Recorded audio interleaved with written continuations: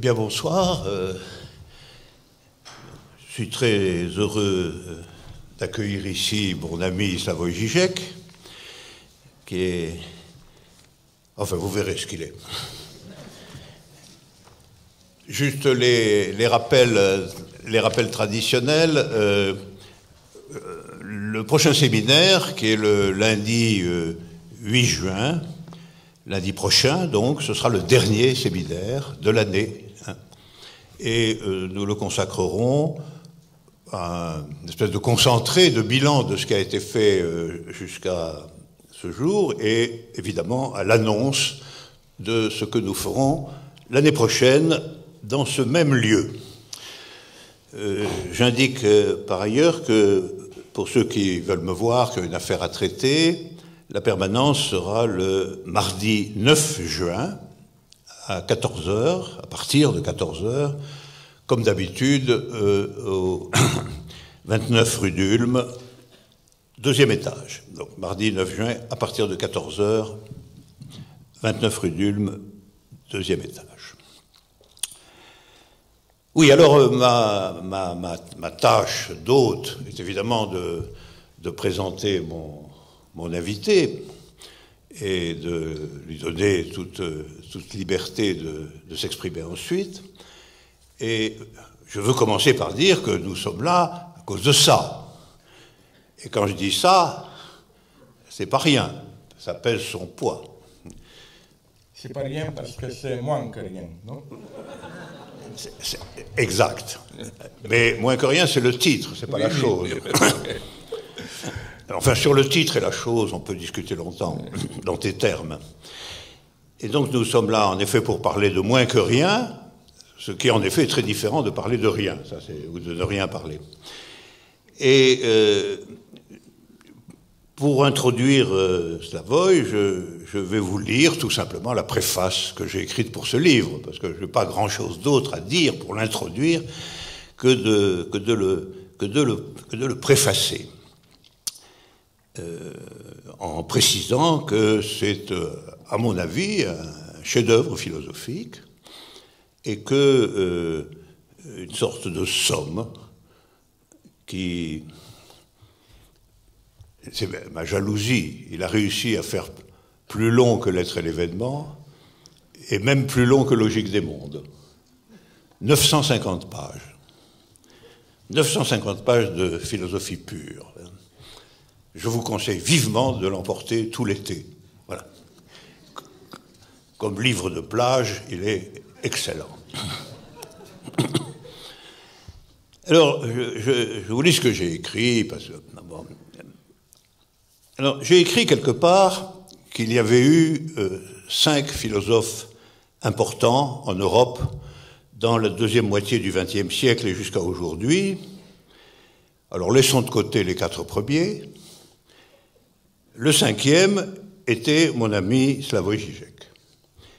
Et il y avait un 6e, un philosophe surnuméraire, moi-même. Alors, dans cette distribution des prix, quoi qu'on puisse en penser, résulte en tout cas que Žižek et moi-même, comme vous le voyez, formons une paire, laquelle d'ailleurs fonctionne officiellement comme direction des conférences internationales sur le mot communisme, qui se sont tenues à Londres, à Berlin, à New York et à Séoul, et qui continueront l'année prochaine à La Paz et à Rio de Janeiro.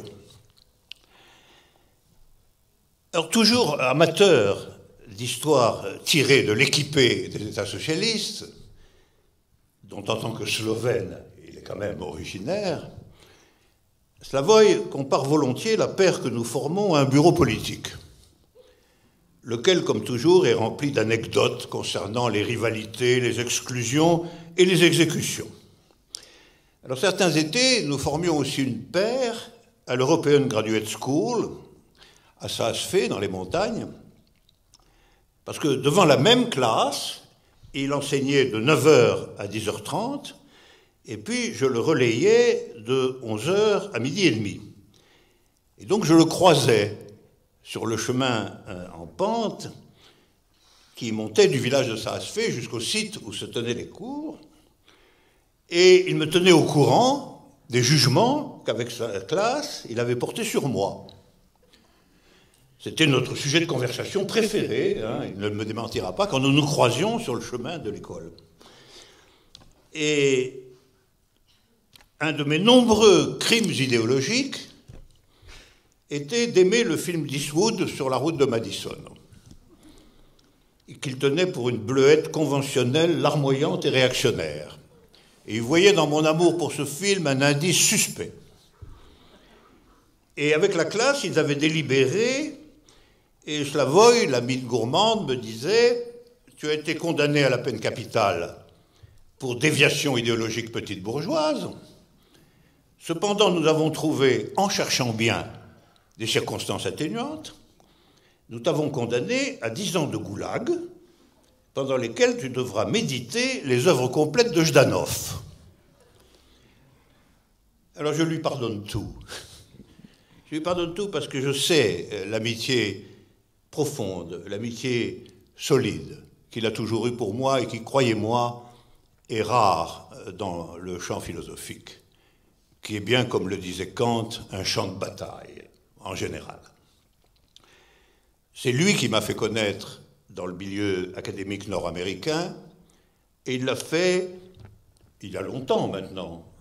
Il l'a fait à travers des interrogations critiques serrées, mais aussi une souveraine reconnaissance, un manque total d'esprit mesquin, de rivalité, une admiration extrêmement rare, à vrai dire. Où est-ce qu'on pourrait trouver quelqu'un d'autre que Slavoj Žižek pour dire publiquement d'un collègue et donc d'un rival, comme moi, qu'il est un penseur vivant, comparable à Platon ou à Hegel. Et cette écrasante, cette très excessive comparaison, il l'a fait avec simplicité, avec amitié, parce qu'il souhaiterait que ce soit vrai, tout simplement.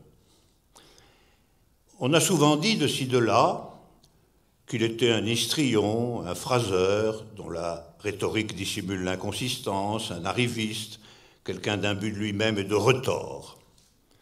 Ça circule, ces choses-là.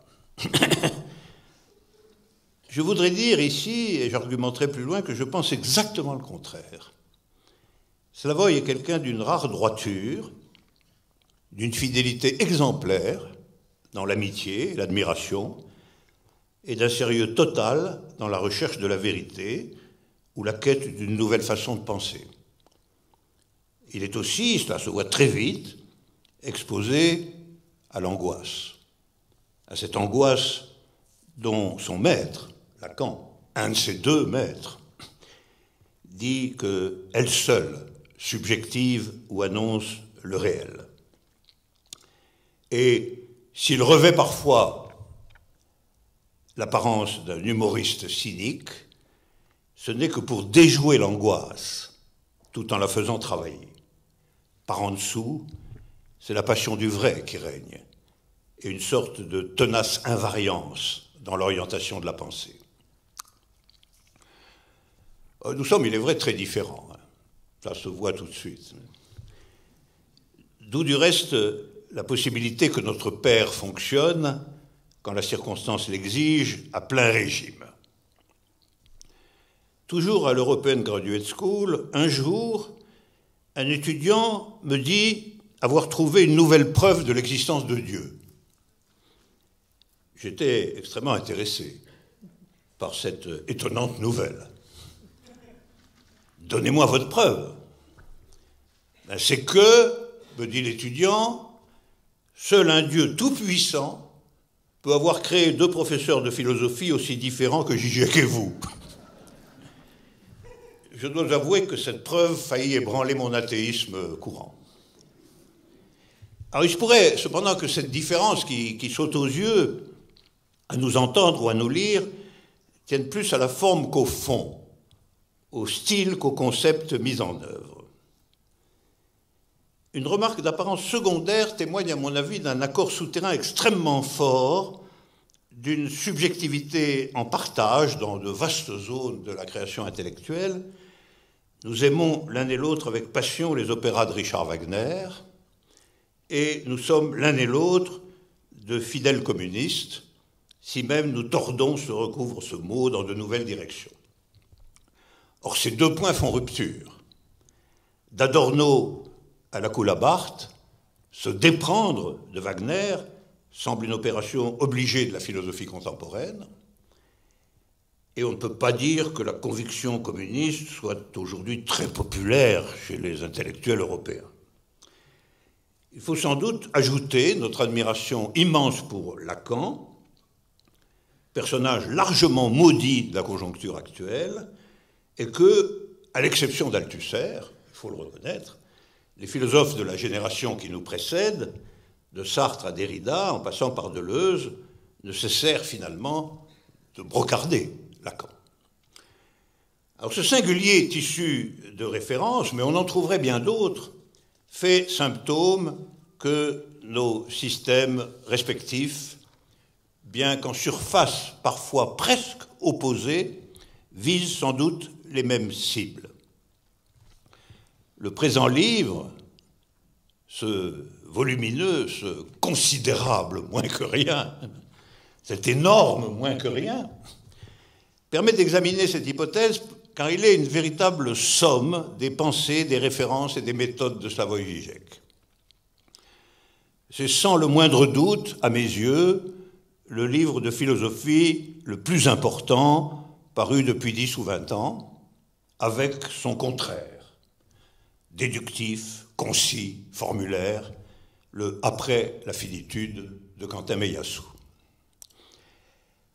Il ne m'appartient pas ici de résumer ou de raconter ce chef-d'œuvre. Devenez son lecteur. Vous serez vite entraîné par les formules, les histoires, les citations, les références, tout ce tissu chatoyant, mobile, dans lequel Slavoj orne, dissimule et exhibe à la fois les ressorts métalliques d'une impitoyable résistance qui armature sa pensée. Je veux seulement rendre hommage, avant de lui laisser la parole, à la très haute, à la presque hautaine stratégie qui en gouverne le moindre détail. Quelques mots pour indiquer la majestueuse grandeur de ce projet et expliquer comment il fait pour se combiner avec tant de détails subtils, savoureux ou inquiétants. Slavoj Žižek considère que la philosophie commence réellement avec Kant. Alors pourquoi? Eh bien parce que Kant, le premier, explique non pas comment il se fait que l'homme erre à distance de la vérité de l'être, ce qu'est le facile constat de la pré-philosophie grecque, mais comment il se fait que cette prétendue errance soit en fait dotée d'une impressionnante configuration subjective dans laquelle s'établit rien moins finalement que la totalité de l'expérience humaine, y compris la science la plus rigoureuse, à savoir la mathématique fondée par Thalès et la physique fondée par Newton. Donc vous voyez, Kant s'empare de ce décalage, de cette discordance entre l'impuissance apparente, je n'accède pas à la connaissance de ce qui est en tant qu'il est, je n'aboutis pas à la connaissance de la chose en soi, et d'un autre côté, la plus évidente puissance, la science moderne et ses conséquences. Et cela, pour Slavoj, est le modèle dialectique du réel. Et tout ce livre est sous-titré « Hegel et l'ombre du matérialisme dialectique ». C'est de la dialectique qu'il est question dans ce livre, d'un bout à l'autre. Alors pourquoi cette orientation kantienne est-elle l'origine de la dialectique? Parce que ce qui semble ne faire qu'apparaître, soit la réalité phénoménale, comme dit Kant, n'opère l'inaccessibilité de l'être en soi, que nous ne connaissons pas, qui nous est inaccessible, qu'en tant qu'en réalité, elle fait être l'apparaître lui-même plus en vérité que ne le pourrait la simplicité de l'être en soi lui-même. En un sens, la robustesse des lois qui structurent la connaissance, qui structurent le sujet transcendantal, fait que même si je ne me représente rien, l'opération représentante, comme telle, persiste à être en tant que moins que rien. Alors là s'initie, à l'aube de l'idéalisme allemand, la saisie du réel comme faille interne, dissidence immanente, décalage irrésolu, soit au fond toutes les formes vives de la négation. Là peut se comprendre que, dans la moindre anecdote comique, on puisse saisir que le dire fait le discret secret d'un contre-dire du dit explicite, à moins que le dit explicite soit justement la vérité de ce qu'il semble nier. D'où résulte que la pensée puisse être à la fois tout entière dans ce qui est dit et entièrement décalée de ce qui est dit. Au fond, tout tient dans la fameuse anecdote juive. Les histoires juives sont essentielles dans la philosophie de Slavoj Žižek. La fameuse anecdote juive, que vous connaissez tous, mais que je rappelle, « Tu me dis que tu vas à Cracovie pour que moi, sachant que tu es un fiefé menteur, je pense que tu vas à Gdansk. Mais tu vas réellement à Cracovie. Alors, pourquoi une fois encore tu mens ?» Alors, la compréhension des raisons pour lesquelles Hegel peut soutenir que l'absolu est particulièrement actif dans le dire de qui en contredit l'existence relève de la même insistance logique. Le meilleur symptôme de l'être réside dans la différence presque nulle entre son dire et son dit, ou entre son acte et sa profération. D'où une représentation de l'histoire mondiale de la philosophie. L'idéalisme allemand inaugurant l'histoire entière de la philosophie, cette histoire se décline pour Slavoj Žižek en 6 étapes. Premièrement, une préhistoire grecque, importante mais préhistorique. Deuxièmement, une naissance critique, avec Kant. Ensuite, 2 insistances idéalistes, Fichte et Schelling. Quatrièmement, une matrice dialectique définitive, entre guillemets, Hegel. Cinquièmement, une répétition créatrice de Hegel, par Lacan. Et sixièmement, une répétition créatrice de la répétition créatrice de Hegel par Lacan, à savoir Žižek. Alors d'où l'organisation que, moins que rien, en 2 grandes parties qui imitent, au fond, la répétition stratégique de Hegel par Lacan, une partie Hegel, puis une partie Lacan, à peu près équilibrée. Ce qui est parfaitement logique, puisque Žižek, répétant la répétition de Hegel par Lacan, doit mettre en scène cette répétition de manière à ce que, la faisant voir comme répétition, il la répète nécessairement autrement. C'est dans ce cadre stratégique qu'opère la merveilleuse méthode de Žižek, qui est de faire s'équivaloir, quant à la détection des décalages primordiaux, des matériaux d'apparence tout à fait disparates.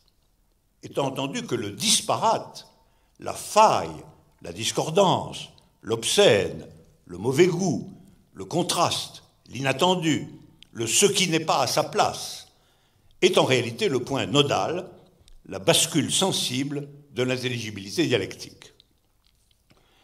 Alors la lecture d'un tel livre est comme un voyage qui va de surprise en surprise. Vous ne risquez pas de vous ennuyer, ça je peux vous le dire. Mais cela même répète Hegel autrement. Dans sa phénoménologie de l'esprit, Hegel nous propose aussi un voyage, scandé par le passage d'une figure de la conscience à une autre, qui d'une certaine façon est une lecture elle-même répétitive de l'absolu dans la jointure impossible de 2 figures successives, dont l'une est la vérité de l'autre, et donc sa répétition parce qu'elle la nie. C'est la négation ici qui organise la répétition. Alors Žižek, lui, nous promène d'une blague japonaise à la plus haute et la plus incomparable analyse textuelle, puis de cette analyse à un épisode féroce vivement raconté de la Révolution russe. De cette révolution, on passe à une pirouette scatologique, laquelle sert de transition pour l'élégante construction d'un concept neuf, tout ça sans jamais lâcher le fil de l'existence éternellement symptomale de toute vérité mi-dite dans son dire. Alors lisez ce long et constamment passionnant voyage. Vous y expérimenterez tous les moyens de comprendre ce qu'est notre implacable malaise dans la civilisation. Et vous saurez aussi où se trouvent les moyens de l'endurer, ce malaise, de façon créatrice. Ce qui veut dire que vous aurez eu l'expérience mentale d'un nouveau lien entre vérité et liberté. Et même si je pense, ce qui n'est pas très important, que déjà Platon faisait ce dont Žižek crédite l'idéalisme allemand, comment résister à ce pouvoir existentiel du mode d'exposition qui est celui de mon ami? Comment ne pas voir que dans sa façon de sortir un lapin conceptuel tout rutilant d'un chapeau crasseux, c'est de la dialectique elle-même qu'il s'empare, avec une sorte de tremblement personnel qui, mieux que tout, démontre l'angoisse qui accompagne la philosophie quand elle touche aux vérités. Un seul exemple, pour conclure, tiré du début de la deuxième en partie de Moins que rien, la lacanienne, en note, dans un développement très serré sur l'essence de la dialectique au regard de la prétention à la totalisation, nous trouvons, parmi d'autres histoires, ceci, au registre, une fois de plus, je cite, d'une vieille blague juive citée par Freud. Tu dis que tu es une ordure, mais nous ne sommes pas dupes. Tu es vraiment une ordure. Suit un grand commentaire conceptuel qui rapproche Marx et Freud et que je cite. La prémisse sous-jacente est que le tout n'est jamais vraiment tout. Toute conception du tout omet quelque chose.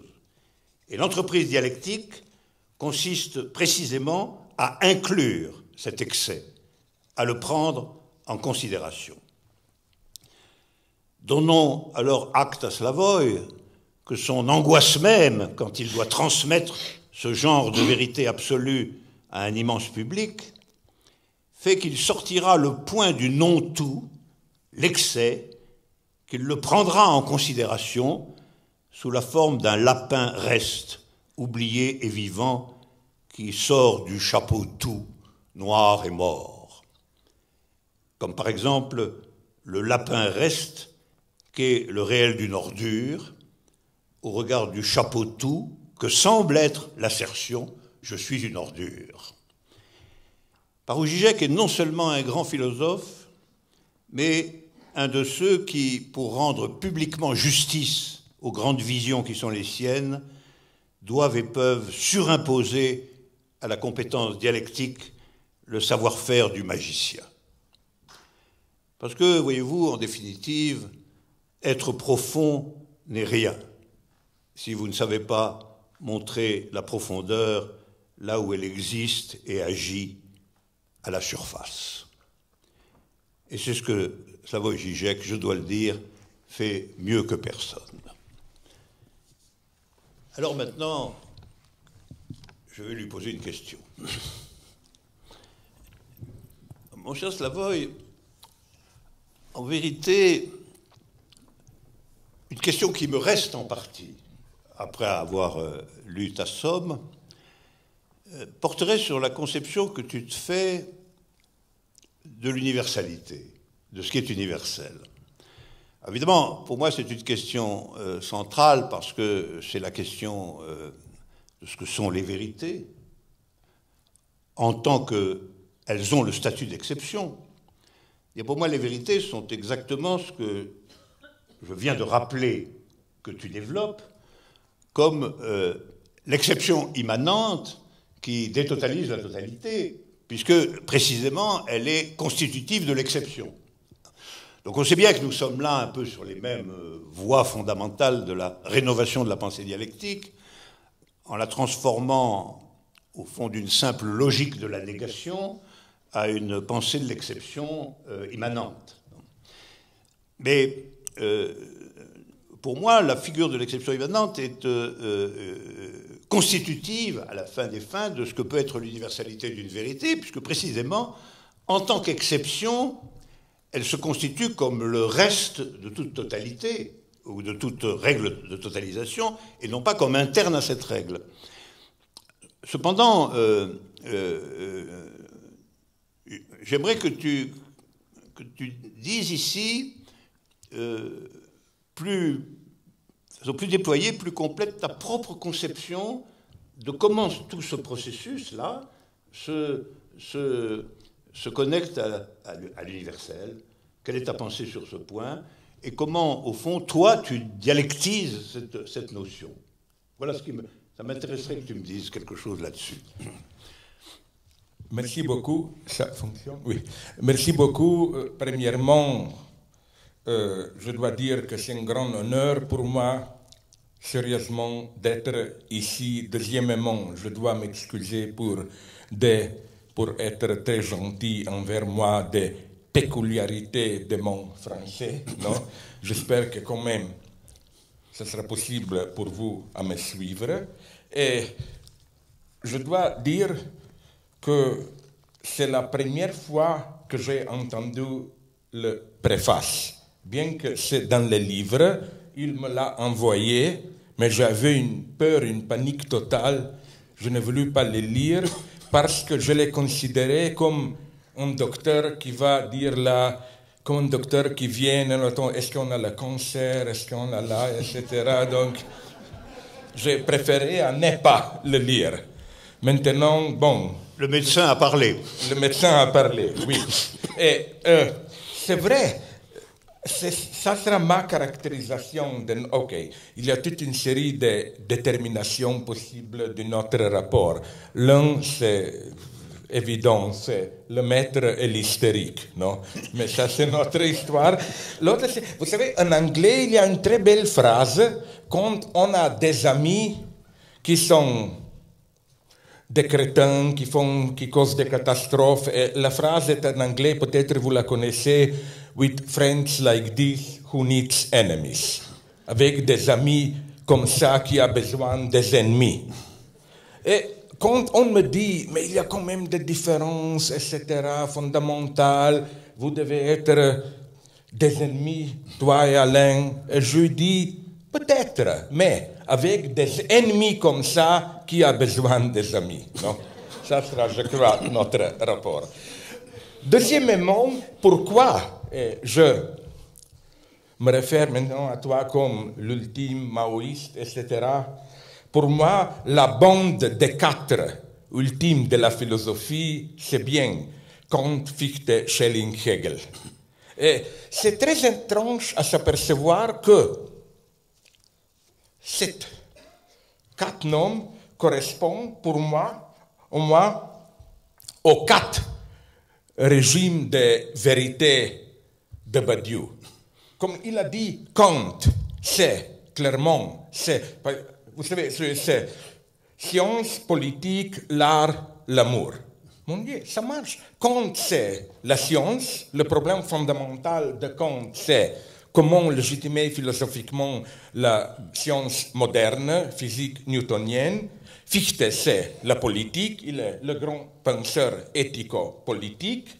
Schelling, c'est l'art. C'est presque le seul philosophe pour lequel l'art est une expression, disons, de l'absolu, plus exacte, propre que la philosophie elle-même, et pour des raisons que je ne peux pas expliquer maintenant, Hegel, c'est l'amour. Le problème fondamental hegelien, c'est précisément le rapport des deux, amour, haine, etc., etc. Donc, je veux vraiment faire ce que tu as suggéré, expliquer la notion hegelienne de ce qu'il appelle totalité ou universalité concrète. Et bien sûr, dans le style dialectique que tu as déjà dessiné, je veux montrer comment, pour moi, au moins, la spécificité de l'universalité hegelienne, c'est qu'une universalité de la division, pour le dire dans les termes très simples, quand il y a conflit, antagonisme, universalité, ce n'est pas quelque chose au-delà qui englobe cela. L'universalité, c'est l'universalité même du conflit, de l'antagonisme. Qu'est-ce que ça veut dire? Voilà.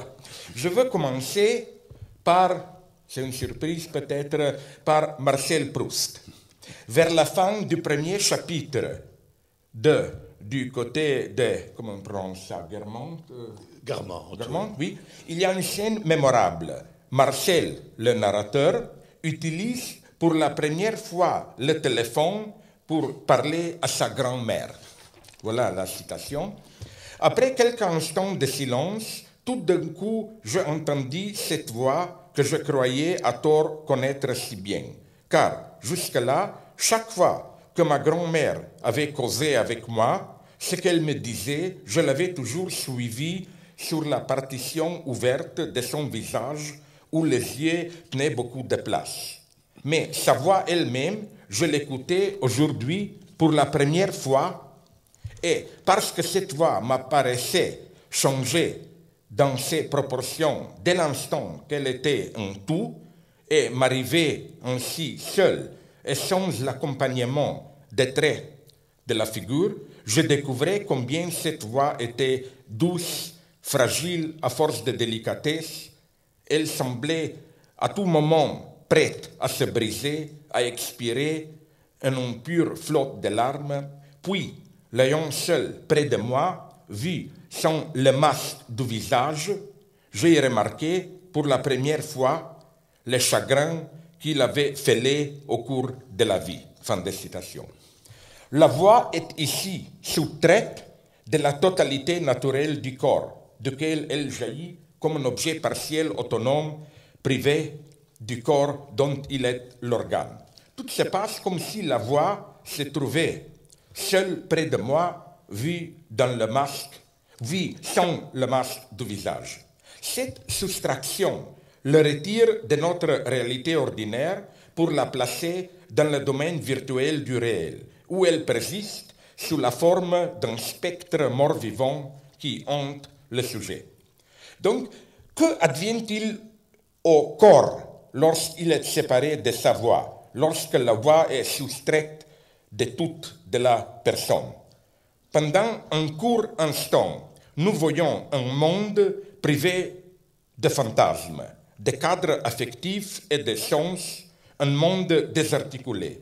La grand-mère apparaît à Marcel, hors de l'horizon fantasmatique du sens, de la riche texture de sa longue expérience, de cette dernière comme d'une personne chaleureuse et charmante. Tout d'un coup, il l'aperçoit, sa grand-mère, citation, rouge, lourde et vulgaire, malade, rêvassant, promenant au-dessous d'un livre, des yeux un peu fous, une vieille femme accablée que je ne connaissais pas. Fin de citation. Perçue après la conversation téléphonique, privée du cadre fantasmatique, la grand-mère effectivement ressemble à un calamar échoué. Une créature qui se meut avec une élégance dans le haut, mais se transforme en un dégoûtant morceau de chair visqueuse lorsqu'elle en sort. C'est ainsi que l'objet partiel autonome, la voix, peut affecter notre perception entière du corps auquel il appartient. La leçon à en tirer est précisément que l'expérience directe de l'unité d'un corps, où la voix semble être en harmonie avec son tout organique, présuppose une mystification nécessaire. Afin de parvenir à la vérité, on doit morceler cette unité, isoler l'un de ses aspects et ensuite laisser cet élément influencer notre perception.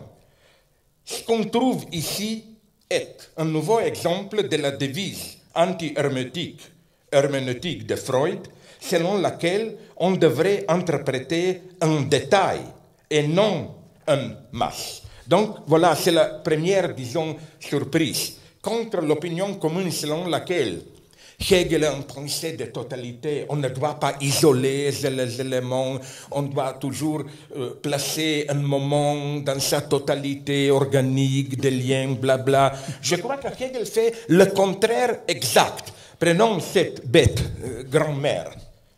Oui, c'est une dame gentille, mais ce qu'on doit faire, c'est soustraire la voix et regarder à elle sans la voix et on va le dégoût. Et c'est ça la totalité hegelienne. Pas la totalité organique, mais la totalité monstrueuse d'une voix presque du mort-vivant et d'un corps dégoûtant. Et il n'y a pas une autre bonne totalisation organique. La totalité organique est perdue.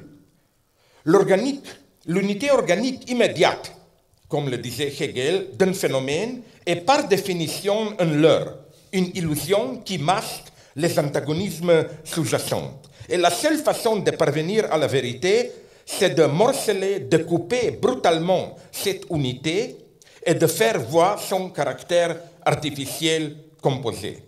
Cela vaut à niveau personnel. Pour voir la vérité de la grand-mère de Marcel, on doit disjoindre l'expérience de l'unité de son personnage, la décomposer en la voix obscène autonome et le reste dégoûtant, jusqu'au niveau social. L'unité organique d'un corps social doit être ruinée par la division des classes.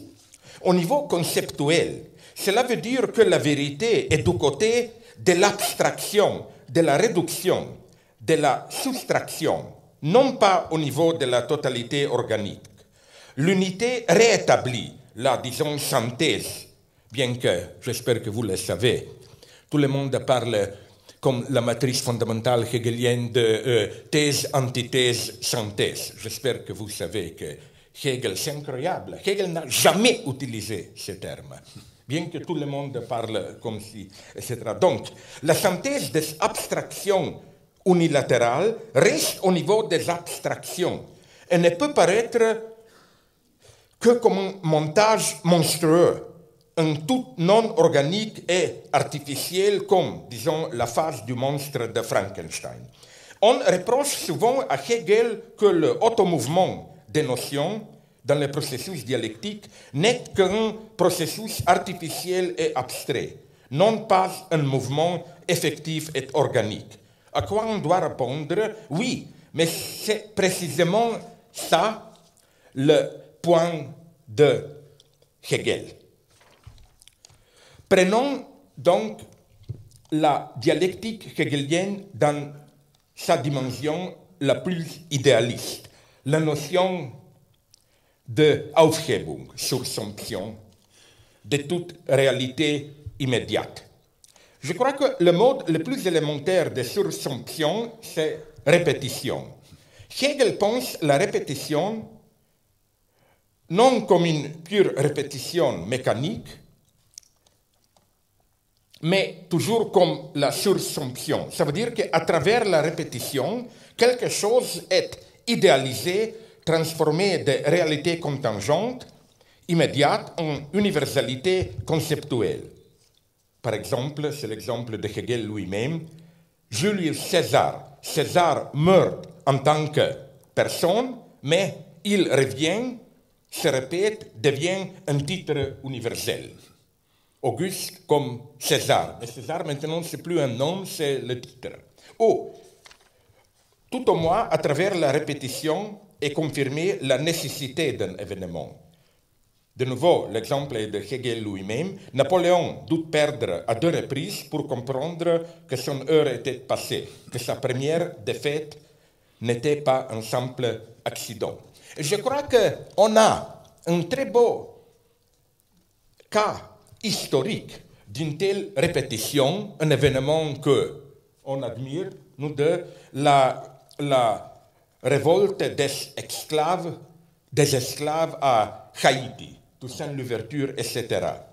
Je crois qu'on peut soutenir que c'est seulement à travers cette répétition à Haïti que de la Révolution française, que la Révolution française devient vraiment l'événement d'une portée universelle. Une telle répétition, littéralement, change le passé, au niveau de son statut symbolique, bien sûr. Ce n'est qu'à travers sa répétition à Haïti que la Révolution française, rétroactivement, devient ce qu'elle est, l'événement universel. L'opération fondamentale de Aufhebung, suspension, est la réduction. La chose sursumée, survite, mais dans sa version, pour ainsi dire, abrégée, arrachée à son cadre de vie, réduite à sa propriété essentielle. Les mouvements et la richesse de sa vie sont réduits en signes fixes. L'idée de Hegel n'est pas qu'après que l'abstraction de la raison a accompli son travail mortifiant avec des catégories fixes, l'universalité concrète spéculative nous ramène d'une certaine façon à la richesse de la vie. Une fois que nous sommes passés de la réalité empirique à son Aufhebung conceptuel, l'immédiateté de la vie est pour toujours perdue. Rien n'est plus étranger à Hegel que de déplorer la perte de la richesse de la réalité au moment de son appréhension conceptuelle. Qu'est-ce que ça veut dire? Un petit mémoire de ma jeunesse. Je me souviens, dans la fin des années 60, 1960, un théoricien progressiste de l'éducation provoqua des remous lorsqu'il publia les résultats d'un expériment simple. Il avait d'abord demandé à un groupe d'enfants âgés de 5 ans de se dessiner en train de jouer chez eux.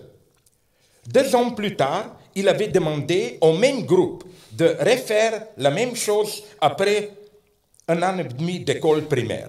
La différence était frappante. Les autoportraits des enfants de 5 ans étaient exubérants, gais, colorés, surréalistiquement joyeux. Mais 2 ans plus tard, les portraits étaient bien plus austères et sombres. En outre, la majorité d'enfants avaient spontanément choisi de n'utiliser à 7 ans qu'un crayon gris ordinaire, alors qu'ils avaient d'autres couleurs à leur disposition. Comme on pouvait s'y attendre, cette expérience fut invoquée comme preuve c'était l'année 60, la critique de l'éducation oppressive, etc., du caractère oppressif du système scolaire, du fait que la routine et la discipline scolaire étouffent la créativité spontanée des enfants, etc. Mais du point de vue hegelien, on devrait au contraire louer cette évolution. Je crois que c'est un grand progrès. On doit se débarrasser des couleurs et n'écrire qu'en gris pour comprendre la vérité. Et Hegel est ici beaucoup plus ambigu et ouvert. Une petite improvisation. D'habitude, on pense que Hegel est un philosophe quand même conservateur, modéré. Pourquoi? Parce que dans la philosophie du droit, vous vous souvenez, il présente sa vision corporatiste, pour quelques gens même proto-fascistes, des sociétés, pas de démocratie directe, les États, chacun ne peut participer directement à l'universalité, mais seulement comme membre d'un groupe spécifique, etc. Or, ce n'est pas le modèle de Hegel, je peux vous prouver. La seule proposition, c'est que Hegel n'a pas été un crétin complet. Vous vous souvenez, à la fin de la préface à sa philosophie de droit, il dit explicitement que la philosophie ne peut pas présenter l'avenir. La seule chose que la philosophie peut faire, c'est de conceptualiser un système, comme il dit, le peindre gris sur le gris, quand son temps est déjà passé. C'est absolument clair pour moi que ça doit valoir aussi pour sa propre philosophie de droit. Donc, ce n'est pas là le système de Hegel. C'est le système de... C'est donc Le temps a déjà passé. Donc, de nouveau, d'un point de vue hegelien, on devrait louer l'évolution de l'enjouement coloré à l'ordre gris comme une marque de progrès spirituel. Rien n'est perdu dans la réduction du bouillonnement coloré vivant à la discipline grise. On a au contraire tout à y gagner. Le pouvoir de l'esprit consiste précisément à progresser de l'immédiateté verte de la vie à sa structure conceptuelle grise et à reproduire dans ces médiums les déterminations essentielles que nous masque notre expérience immédiate. La véritable réanimation dialectique doit être cherchée dans ces médiums de détermination conceptuelle grise.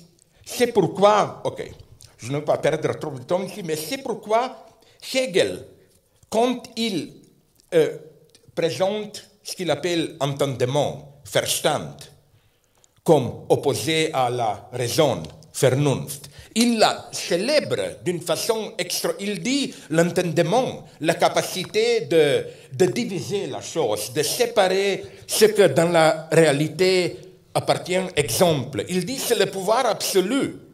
Et le point pour lui, c'est pas, absolument pas, d'après, dans une deuxième étape, de magiquement rejoindre les choses. Non, j'ai développé ça beaucoup dans le livre. Je crois que la différence entre entendement et raison n'est pas que entendement, c'est des délimitations fixes et la raison, c'est la reconstitution de la totalité vivante. Non, l'illusion de l'entendement, c'est précisément que notre appareil conceptuel n'est pas qu'une approche partielle et que la réalité est là, en dehors. Vous savez, c'est le grand motif d'un évolutionnisme historiciste. La réalité, c'est trop riche pour notre PC. On ne peut jamais la prendre vraiment. Non, la leçon de Hegel est exactement l'exacte. La pensée véritable n'essaie à tout comprendre dans ces sens, mais à réduire, à minimaliser la totalité immédiate. Maintenant, qu'est-ce que ça veut dire du point de vue de l'universalité? Une telle position décrite par Hegel ici est bien sûr réaliste. Il y a chez Hegel un réalisme de l'universel. Mais quel type de réalisme? Je crois que c'est Lacan qui donne la formule ici. Bien que je ne suis pas un crétin total, je sais très bien que Lacan a commencé dans son enseignement les années 50 comme pseudo-hegelienne. Il a même une comparaison dans le rapport de Rome de la fin du processus analytique, à savoir absolu hegelien, et plus il y a de plus en plus de distance envers Hegel. Mais ma solution de ces paradoxes est très simple. Quand Lacan dit Hegel, on doit, presque comme on le fait par l'ordinateur, remplace là par une autre, on doit remplacer par ou bien Hippolyte ou bien Kojève. C'est ça, le Hegel de Lacan. Donc, dans un passage unique de son séminaire 18, Lacan donne une définition précise de son antinominalisme. Et, une très belle surprise, il identifie là sa position comme celle du matérialisme dialectique. Voilà une citation qui est, je crois, absolument cruciale. Lacan. S'il y a quelque chose que je suis, il est clair que c'est que je ne suis pas nominaliste. Je veux dire que je ne parle pas de ceci, que le nom est quelque chose qui se plaque comme ça sur du réel. Et qu'il faut choisir. Si on est nominaliste, il faut complètement renoncer au matérialisme dialectique. De sorte qu'en somme, la tradition nominaliste, qui est à proprement parler le seul danger d'idéalisme qui peut se produire dans un discours tel que le mien, est très évidemment écarté. Il ne s'agit pas d'être réaliste au sens où on l'était au Moyen Âge, au sens du réalisme des universaux.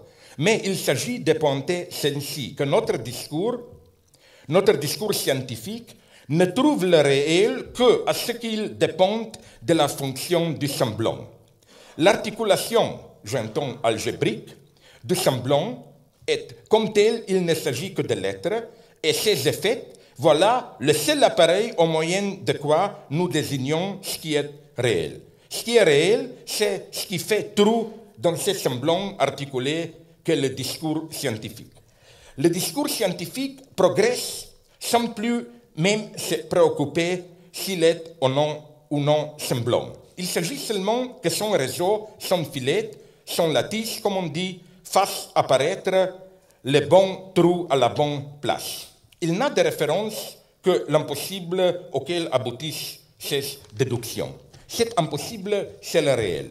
L'appareil du discours, en tant que celui dans sa rigueur, qui rencontre les limites de sa consistance, voilà avec quoi, dans la physique, nous visons quelque chose qui est le réel. Fin de citation.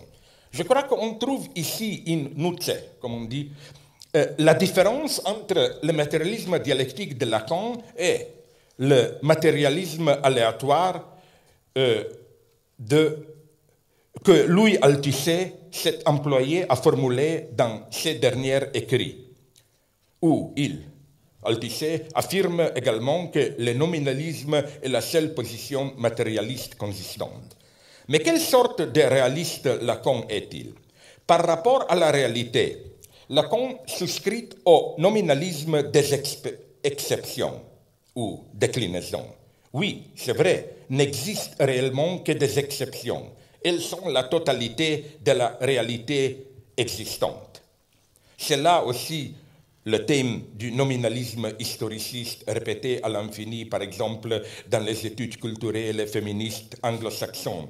La femme comme telle n'existe pas. Il n'y a que des lesbiennes, des femmes actives, des mères célibataires, et ainsi. Cette idée que l'universalité n'existe pas.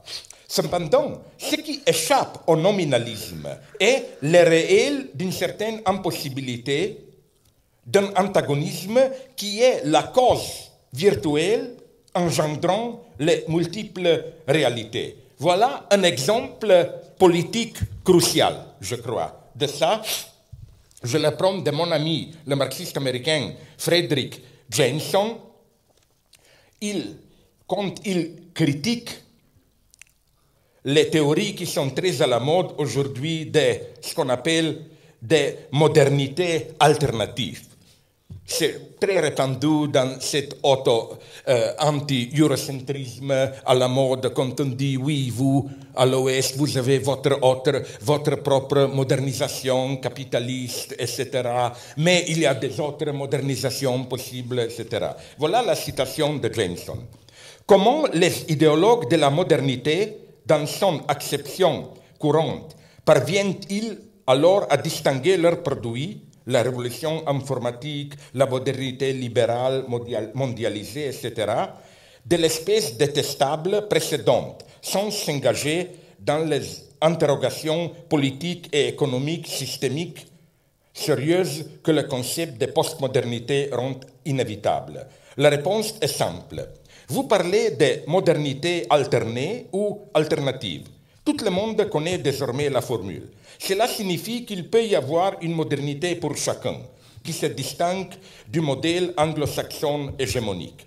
Tout ce que vous détestez dans cette dernière, dans notre modernité du capitalisme libéral, y compris la position subalterne dans laquelle elle vous maintient, peut être gommé par l'idée culturelle rassurante que vous pouvez façonner différemment votre propre modernité, de sorte qu'il peut en exister une version latino-américaine, une version indienne, africaine, et ainsi de suite. Mais cela a pour but d'occulter l'autre sens fondamental de la modernité, celui du capitalisme mondial lui-même.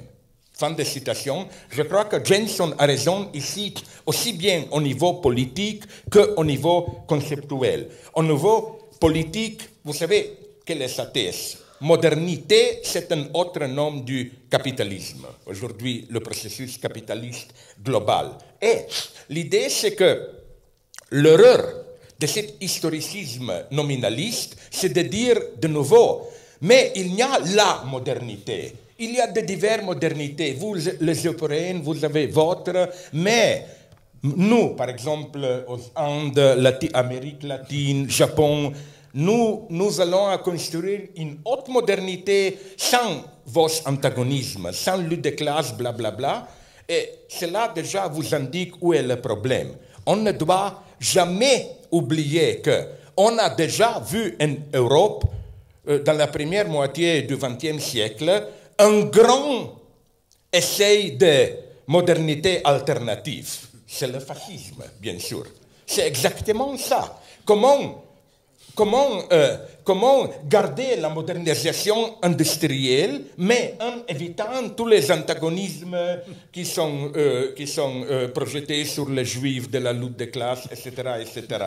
Donc, je crois que c'est ça ce qui est erroné dans ce nominalisme de la pluralité des modernités. Ce qui disparaît, c'est le fait que, oui, au niveau des faits, c'est vrai, il y a une société moderne, paradigmatique peut-être. Il n'y a que des différentes modernités. Il y a une modernité allemande, une modernité anglo-saxonne, japonaise, blabla. Mais où est l'universalité?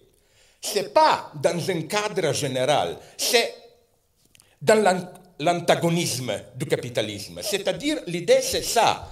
Toutes les modernités positives qui existent vraiment ne sont que des réponses, des essais à contrôler, à pacifier un antagonisme fondamental. Et cet antagonisme lui-même, c'est la seule universalité.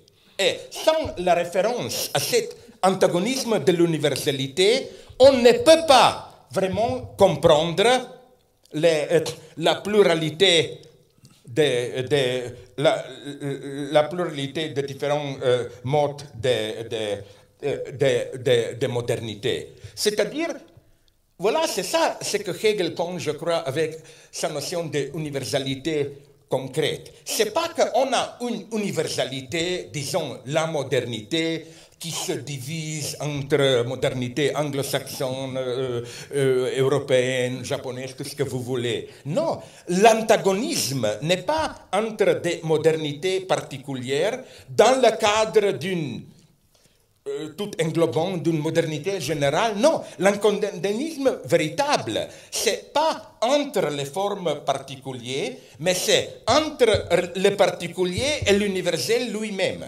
Chaque particularité est dans un rapport antagonistique avec son propre universalité. Et je crois que c'est exactement ça ce que Lacan indique. Et la même chose, on peut dire par exemple, le concept d'État. L'État, pourquoi il y a plusieurs formes d'État? Parce que, comme on le sait du marxisme, l'État, c'est un projet totalement inconsistant, antagoniste. Comment enforcer une forme, une pacification du corps social, mais basée précisément sur la lutte des classes?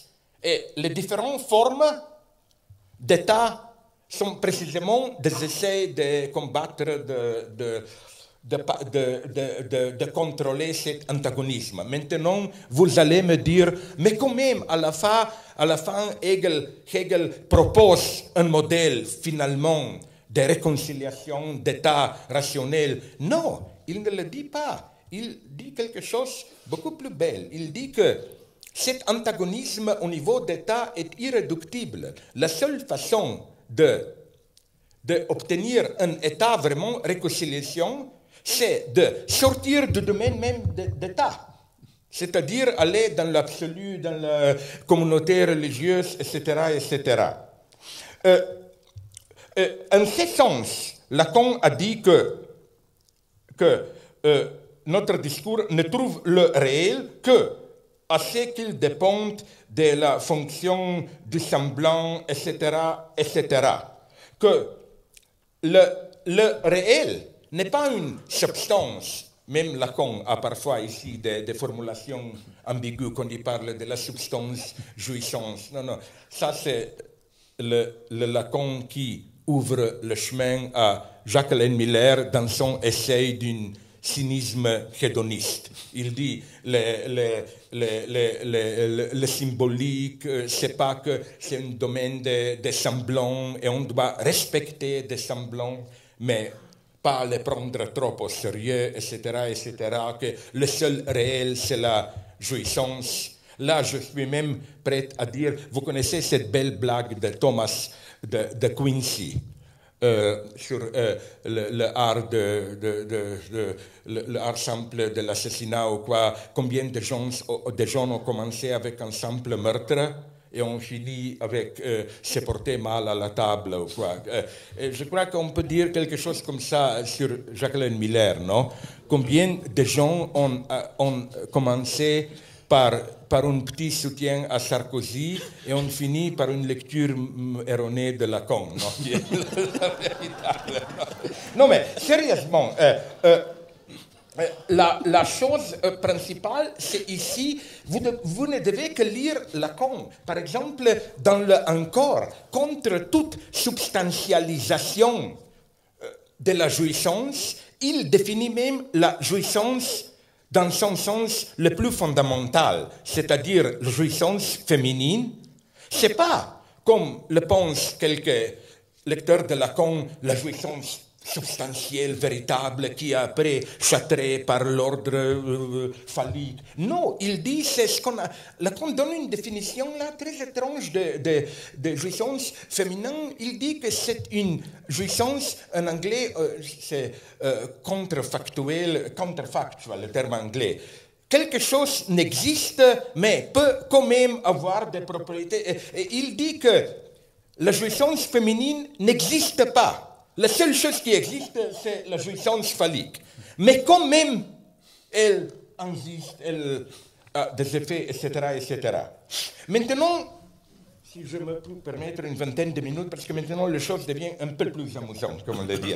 Parce que maintenant, vous allez me dire, mais est-ce que ce que je développe ici, c'est le réel comme différence, comme cause absente, est-ce que ce n'est pas simplement une notion de différentialité, comme on appelle ça, symbolique, c'est que déjà ceci a développé, que l'identité positive d'un signifiant n'est que dans les façons de cette différence avec des autres? Ma réponse est non. On touche le réel ici. Comment? Je veux prendre et l'élaborer un petit exemple que j'utilise dans ce livre, d'un très beau film de Ernst Lubitsch, Ninotchka. Je crois que c'est le meilleur exemple que je connais de ce que Hegel appelle la négation déterminée. C'est une scène bête où le personnage principal du film entre dans une cafétéria et commande, il dit un café sans crème, s'il vous plaît. J'espère que vous savez quelle est la réponse du garçon. Il dit, désolé, mais nous n'avons plus de crème. On n'a que du lait. Puis-je donc vous proposer un café sans lait? C'est ça, Hegel. Non? Matériellement, c'est la même chose. C'est le café pur. Non, c'est pas la même chose. Le café sans lait n'est pas la même chose que... C'est pas la même chose que le café sans crème. Et maintenant, quelques autres versions pour vous clarifier ça. Il y a une très belle vieille blague, j'aime des blagues racistes de vieille Yougoslavie, je crois qu'ils ont été le plus fort, l'arme la plus forte contre le racisme. Paradoxal. Le peuple de Monténégro, ils ont été, comment dire, de la laideur, ils ne voulaient pas travailler, non? Et l'idée, c'est quoi? La question, c'est, blague, pourquoi un Monténégrin, lorsqu'il va se coucher, pourquoi pose-t-il deux verres, une pleine de l'eau et l'autre vide à côté de son lit? Parce qu'il est trop paresseux pour se demander à l'avance s'il aura soif ou non durant la nuit. Je crois que, vous savez où est le truc dialectique? l'absence même doit être enregistrée. Du point de vue du raisonnement non dialectique, j'ai là une verre de eau. Et si je vais le boire, si j'ai soif, je vais le voir, sinon non. Ah non, le monténégrin, il est hegelien. Il sait que l'absence lui-même doit être matérialisée, enregistrée. On trouve aussi un équivalent politique de cette logique dans une blague célèbre qui circulait en Pologne en époque socialiste. Et Pologne, ça a été, je crois, un paradis dans l'époque du socialisme réel des vitz, des blagues. Je crois que la grande perte spirituelle de la défaite du communisme, c'est la perte de vitz politiques. Par exemple, c'est ça la typique sagesse formidable de Pologne. C'est la meilleure définition de la vie. Qu'est-ce que la vie? La vie, c'est une maladie qui se transmet par sexe et qui finit toujours par la mort.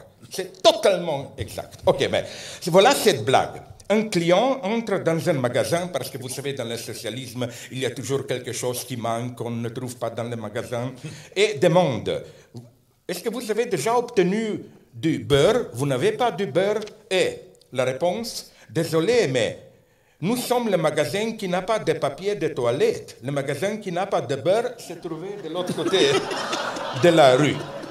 Et maintenant, pas seulement des blagues, mais la réalité, je crois qu'aujourd'hui, ça c'est un peu plus sérieux, qu'aujourd'hui, idéologie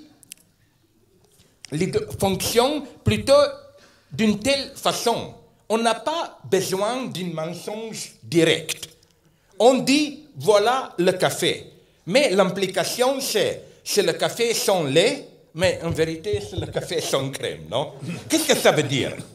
Par exemple, quand un représentant des États-Unis justifie une intervention militaire par la défense des droits de l'homme, c'est très important de savoir s'il nous offre les droits de l'homme sans crème, c'est-à-dire si, au nom du respect de la liberté du marché, il exclut la régulation sociale de l'économie, comme infraction totalitaire aux droits de l'homme, ou bien les droits de l'homme sont laids, c'est-à-dire s'il justifie la limitation de la liberté du marché au nom de la solidarité sociale, etc., etc. Donc, je crois que... Et où est le réel ici?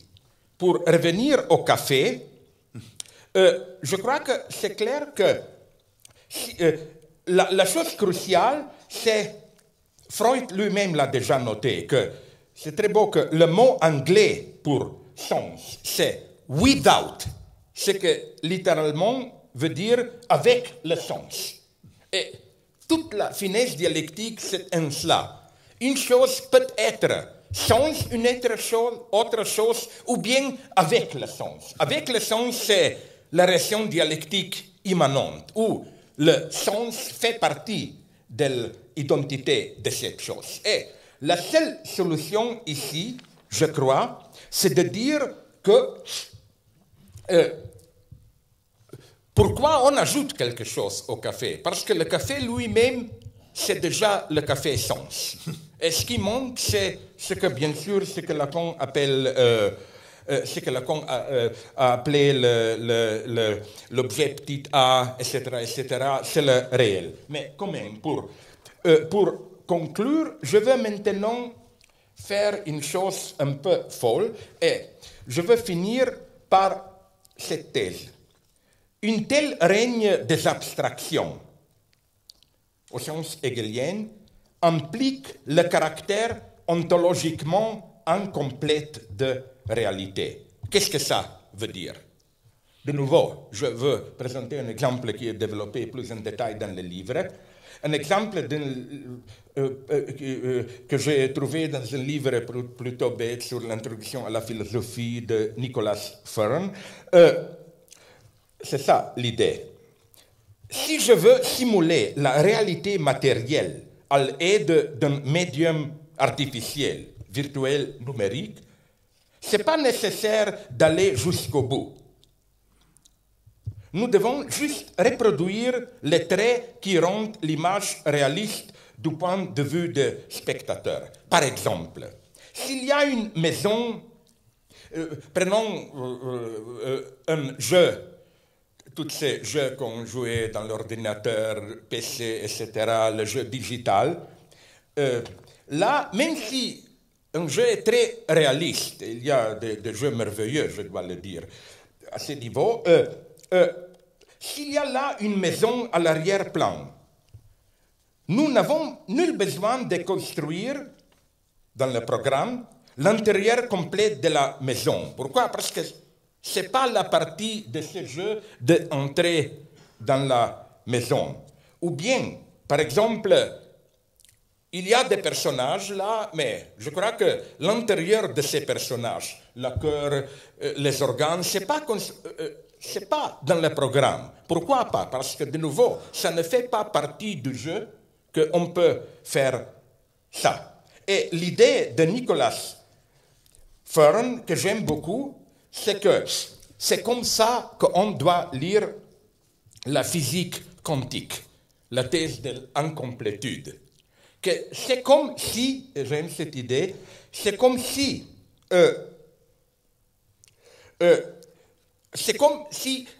l'incomplétude veut dire que notre réalité est incomplète, dans le même sens que, par exemple, dans un jeu de vidéo, si vous avez un arbre là-bas, ce n'est pas dans le programme les détails de l'arbre, parce que ce n'est pas une partie, de nouveau, du jeu que vous pouvez s'approcher vraiment, et que Dieu a été un peu malade de paresse, non? Et qu'il a construit notre monde, il ne l'a pas programmé jusqu'au bout. Pourquoi? Parce que Dieu a sous-estimé notre entendement. Il a pensé, les gens sont trop bêtes pour progresser au-delà de la limite de l'atome, donc ça suffit de contrôler, de programmer des choses jusqu'à niveau. Le problème, c'est qu'on a été un peu trop intelligent pour Dieu. On a pénétré le mystère de l'atome, et là, on a trouvé la limite. Il n'a rien, c'est incomplet parce que Dieu simplement n'a pas programmé ça. Bien, maintenant vient le grand problème pour moi ontologique. Comment lire ça? Je crois que tous les paris du matérialisme dialectique moderne, d'une certaine façon, ce que moi je le fais, ce que toi fais les autres, c'est qu'on peut penser cette incomplétude sans Dieu. C'est ça, je crois, la tâche principale d'un matérialisme moderne. Et maintenant, vraiment pour finir, ah non, j'ai voulu aussi faire une autre chose, je n'ai pas... Alors, fais-la. Oui, non, parce que l'idée, c'est que j'aime beaucoup, et peut-être c'est ici une déviation obscurantiste, tu dois me critiquer, c'est que j'aimerais toujours des films de science-fiction où il y a cette idée que si on s'approche de la limite de l'univers, on rencontre des choses à l'état nu, la réalité qui n'est pas encore construite, formée jusqu'à la fin. Et le truc, c'est quoi?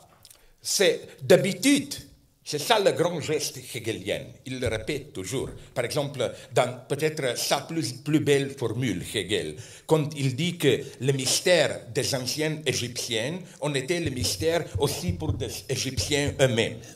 C'est-à-dire, pour être très précis, c'est que nous, quand on essaye à comprendre le vieux égyptien, on dit non, c'est un mystère, qu'est-ce que ça veut dire, le sphinx, on ne le sait pas. Le grand truc hegelien, ce n'est pas que du point de vue de l'idéalisme absolu, on peut comprendre tout, etc. Non, c'est juste l'opposé, c'est que le mystère, l'incomplétude, c'est déjà dans la chose même. Ce qui apparaît à toi comme ta limitation épistémologique, c'est déjà une barre, une impossibilité ontologique. C'est pourquoi j'aime beaucoup, c'est un de mes peintures, tableaux classiques préférés, bien sûr, comme un vieux gauchiste, de David, La mort de Marat. Vous vous souvenez qu'il y a une chose qui n'est pas beaucoup commentée, mais c'est pour moi choquant. Il y a là en bas Marat dans les bains, blabla, et presque 2/3 du tableau, rien. Une grande tache. Comme une tache en forme, etc. Maintenant, quelques crétins disent, oui, c'est le réalisme. Non, c'est pas réaliste. J'ai lu un livre sur Marat. En vérité, le mur derrière le bain de Marat a été d'un motif de kitsch, je ne sais pas quoi. C'est pas ça. Et je crois que c'est pourquoi T.J. Clark, le grand historien d'art anglais, qui est aussi un beau gauchiste, a raison de dire que la mort de Marat, c'est le premier grand, c'est le commencement de la peinture moderne. Précisément parce que la tâche, c'est partie de la réalité elle-même. Et là, on peut, je crois, aussi démontrer que les Jacobins n'ont pas été, bien que je rejette le terme, mais je l'utilise maintenant, des staliniens ou des totalitaires. Parce que précisément dans le stalinisme, un tel tableau est impossible. Je peux vous dire exactement ce qu'on doit faire dans le stalinisme. On a ici en bas Marat en train de mourir. On va ajouter, comme dans le dessin, comme un nuage où Marat en train de mourir a un rêve de la belle vie, de la société française libre, les jeunes filles dansent près d'une rivière, tout ce que vous voulez. Le vide, la tâche serait remplie. On ne le fait pas là. Et pour vraiment conclure maintenant, et ça c'est moi qui je veux te provoquer ici au sens que ce n'est pas une critique, je constate seulement la différence. Ce que je ne comprends pas dans ton œuvre, c'est l'ambiguïté, ou plutôt un rapport négatif contre la pulsion de mort.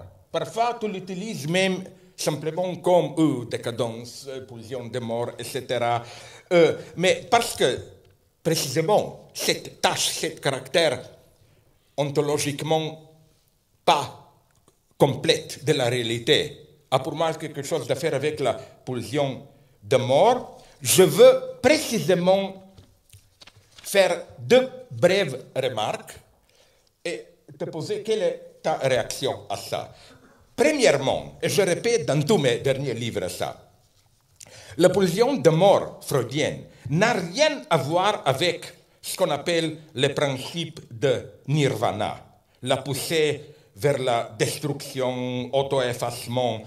Si vous êtes prêt à lire Freud en détail, vous venez voir, et c'est un très beau paradoxe, que pulsion de mort est pour moi le terme freudien de l'immortalité. C'est quelque chose qui existe au-delà de la vie et de la mort. C'est ça l'immortalité.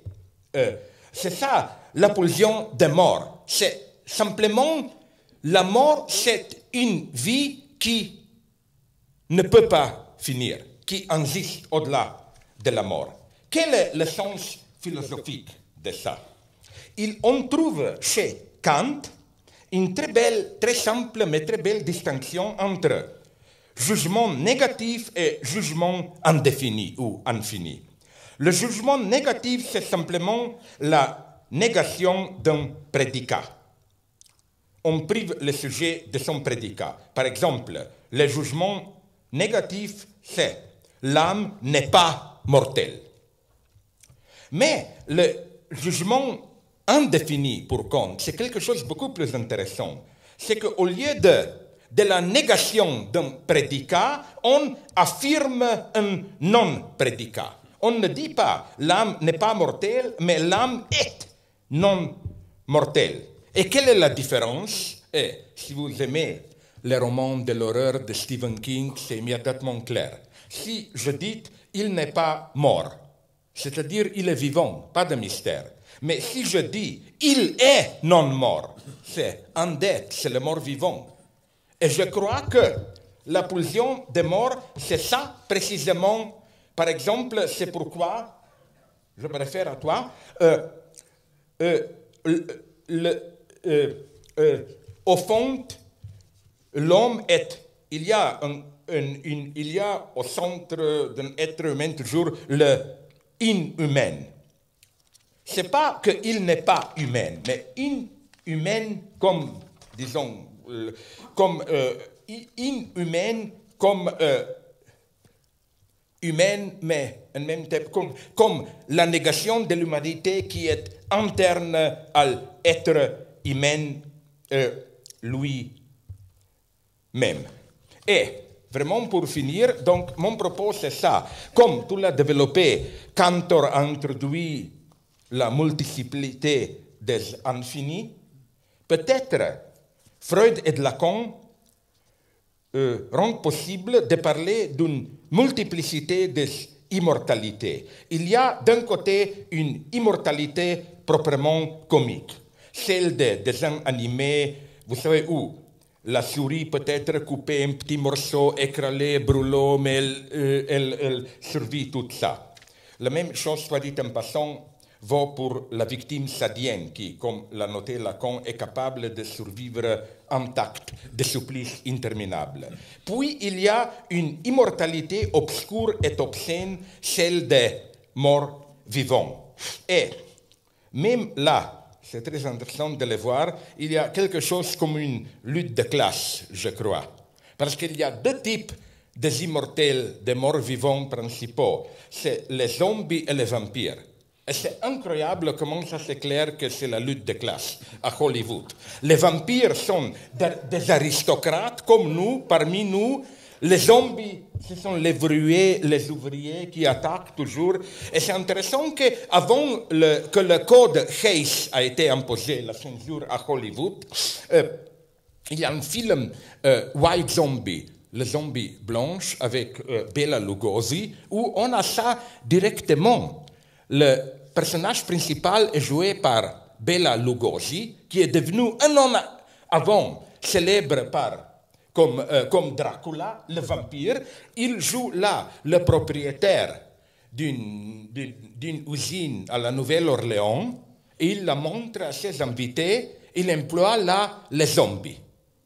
Et il dit ouvertement, c'est formidable des zombies, pas de grève, pas de syndicats, ils travaillent tout le temps, etc., etc. Donc, pour revenir. Et il y a aussi, bien sûr, une immortalité événementielle dans la direction que tu développes. Mais je crois quand même que donc c'est ça, de nouveau, c'est ça qui me fascine. Cette idée d'une immortalité, par exemple, on aime Wagner, mais c'est cette immortalité obscène, c'est la figure centrale de Wagner. La pulsion de mort dans les opéras de Wagner, c'est pas la mort, c'est précisément l'inhabilité de la figure principale de mourir. Au début, l'oiseau fantôme, l'Hollandais, il veut mourir, il ne peut pas mourir. Jusqu'à la fin, le roi Amfortas, non? Et ça, et cette immortalité comique, c'est là, soit dit en passant, la raison pourquoi je déteste le film de Benigni, La vie est belle. Parce que c'est trop soft, comme on le dit. Il introduit dans la topique de Auschwitz cette espèce d'immortalité comique. La figure, il joue une figure qui survit toute. Ok, à la fin, il meurt, mais là, c'est le mensonge du film. Je veux faire un expériment très simple avec vous. Tout le monde connaît l'histoire, non, de La vita è bella. L'histoire, c'est que, bon, le couple, le père et le fils sont emprisonnés à Auschwitz et pour faciliter à son fils la survie, le père lui raconte un mensonge, que ce n'est pas un compte de mort, mais ce n'est qu'un grand test. Si on persiste jusqu'au bout, mais on peut partir quand on veut, on va gagner quelque chose, blabla. Je crois que ça serait possible une formule beaucoup meilleure de film. Et si à la fin, quand il est en train d'être tué, le père réaliserait tout d'un coup que ce n'est pas seulement lui, le père, qui a raconté à son fils une histoire, un mensonge pour lui faciliter la survie dans Auschwitz, mais s'il réaliserait que le fils aussi, dès le début, savait que c'est un mensonge, mais a fait comme s'il croit à son père pour rendre les choses plus faciles pour lui. Donc, même le fils, c'est ça une complication que fait la situation beaucoup plus tragique. Mais maintenant, c'est un miracle, mais je veux vraiment conclure maintenant. Donc, c'est ça ma question. Ma tendance, c'est de dire, je ne dis pas seulement qu'il y a seulement une multiplicité d'immortalité, mais qu'il y a quand même une négativité plus radicale qui est, j'essaie de développer là, à tous les niveaux chez Hegel. Non, la leçon finale de Hegel n'est pas la réconciliation. Comme au début de sa philosophie de l'esprit, c'est formidable. Hegel parle de la folie, il est plus Foucaultien que Foucault. Il dit, la folie, c'est une possibilité immanente qui appartient à l'être humain comme tel et ne peut être jamais assumée. C'est un moment. Et à la fin de sa philosophie de l'histoire, de sa philosophie de droit, il y a quoi? Il y a l'état rationnel, il y a la guerre, la nécessité de la guerre qui persiste partout. Donc, la formule finale de Hegel n'est pas toute la négativité sursumée dans une harmonie. Non, c'est que l'abîme, la pulsion de mort persiste. Donc, voilà mon problème. Je accepte totalement. Je crois que c'est une chose absolument magnifique, ta théorie de l'événement. Mais je crois qu'on doit présupposer, j'avais ici un conflit avec ton élève Bruno Bostils, qui dit que toutes ces choses, pulsion de mort, angoisse, que ce n'est comme si l'événement jette une ombre rétroactivement déjà sur la vie animale. Et je suis ici, disons plus, je crois que, non, pour qu'il y ait un événement, on a besoin de quelque chose comme pulsion de mort, qui est neutre. Et ce n'est qu'à l'arrière-fond de cet espace négatif qu'on peut faire l'événement. Donc, ce n'est pas simplement la vie animale et de l'autre côté, et l'événement. Qu'il y a, et ça ne veut dire que je défends ici un nihilisme irrationnel, etc., etc. Je suis seulement peut-être un peu plus pessimiste, comme on le dit, qu'il y a quand même une négativité irréductible qui n'est pas la même chose que la vie animale. C'est déjà non animal. Mais ce n'est que sur l'arrière-fond de ça qu'un événement est possible. Maintenant, je sais qu'une fois, quand j'ai déjà participé à un séminaire de Badiou, j'ai donné quelques propos un peu critiques et j'ai proposé d'une façon très modeste que le titre de cette réunion peut être Alain Badiou devant le tribunal du peuple. Vous savez, comme les procès staliniens. Maintenant, tu vas probablement tourner ça dans Slavoj Žižek devant le tribunal du peuple, non? Et voilà la voix du peuple. Ben, je vais te poser quand même une question tout de suite, là. Oui. Il me semble que tu t'es mis à décliner les immortalités un peu contre ta règle antérieurement fixée du caractère périlleux et non matérialiste de la déclinaison en multiplicité d'une catégorie négative. Hein? Oui, mais quand même, cette réforme, c'est sur l'arrière-fond d'une négativité pure, disons. Oui, d'accord, mais donc, en un certain sens, la multiplicité des négativités est interne au fond de la négativité radicale, la négativité propre. Oui, oui. Mais tu avais l'air de te réjouir de cette multiplicité des négativités, là, tout d'un coup. Alors que tu l'as critiqué quand même tout à l'heure. Tu en as fait un étalage, une figure du nominalisme. Non, c'est que le nominalisme ne le voit pas, c'est qu'il y a un réel dont le caractère traumatique explique.